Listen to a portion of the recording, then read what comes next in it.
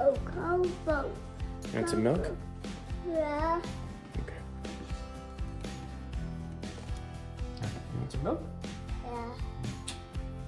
Can you give me a high five? High five?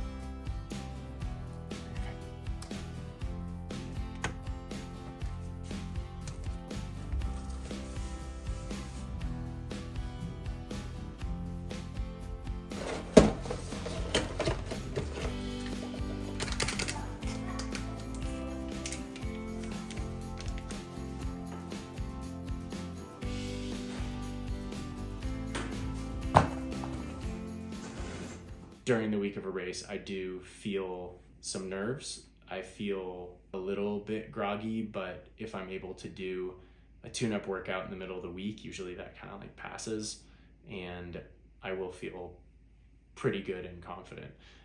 This week, I haven't been able to do that.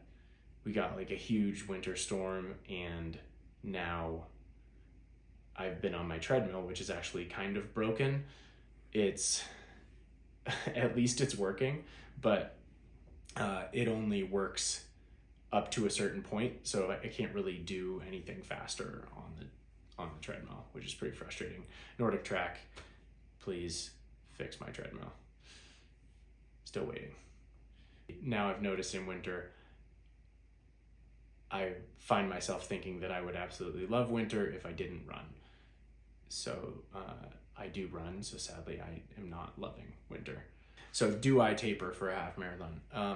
So for a marathon, usually what I'll do is the taper week, which would be 2 weeks out, I'll cut my volume usually by like 60%. I've found since I'm kind of a newer runner, I get a lot out of just getting in a little bit of extra recovery.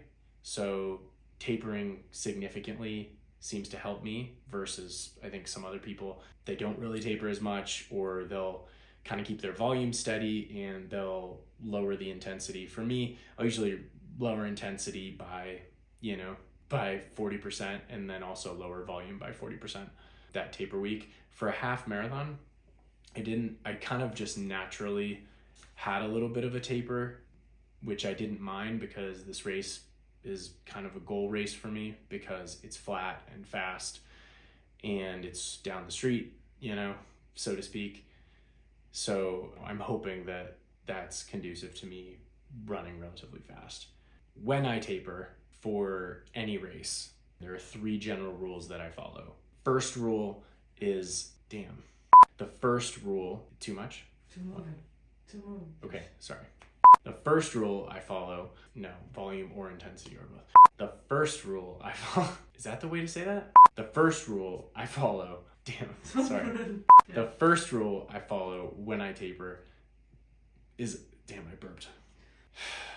The first rule I follow when I taper is I cut my volume, my intensity, or both in order to really maximize recovery. So for this week, I actually cut both kind of involuntarily because of some of the weather factors. The second rule is I keep fueling, which means usually when I cut back on the amount of running that I'm doing, my body will feel a little bit less hungry, but I'm used to eating a lot. I always try to make sure that I'm still fueling at a sufficient rate. I'm not lacking on protein intake, carb intake, or just general nutrition. I always try and keep fueling, snacking throughout the day. I'm someone who always needs to snack, otherwise I physically do not feel well.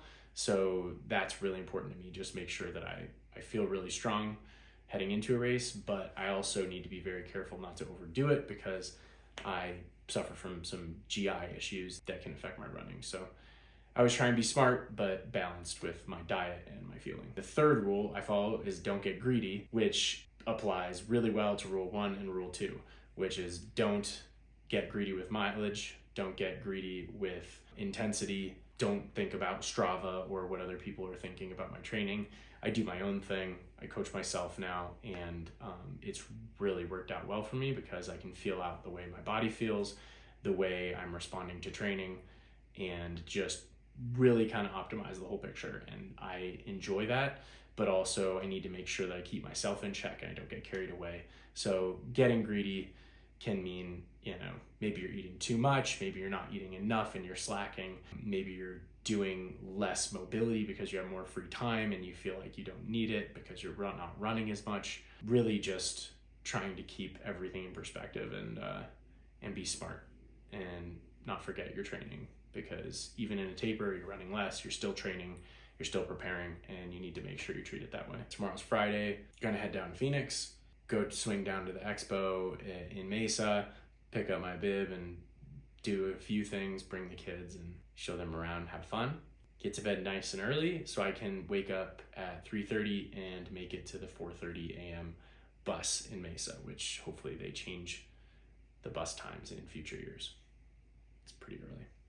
The weather forecast in Mesa is rainy and about 46 degrees, probably partly sunny, partly cloudy, overcast. It's probably gonna rain right around the time when my ass is really cold getting on that bus at 4:30 in the morning. So we'll see how it goes. Heading down in the morning, check out the expo, get back home, eat some grub, and then catch the bus at 4:30 in the morning.